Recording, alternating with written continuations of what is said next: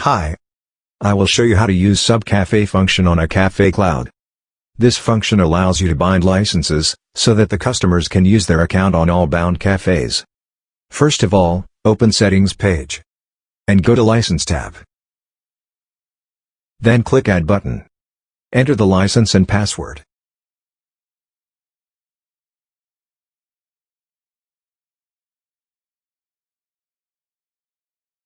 You can bind as many as you have.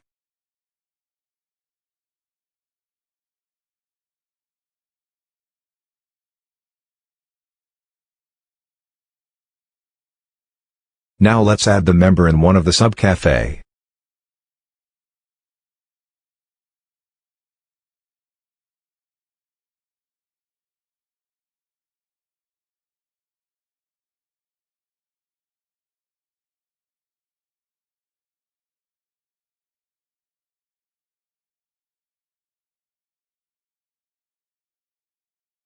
After that, you can see the member is added to main cafe, but you cannot edit details on other cafe.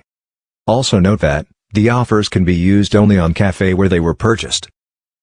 Thank you for watching. See you in the next video.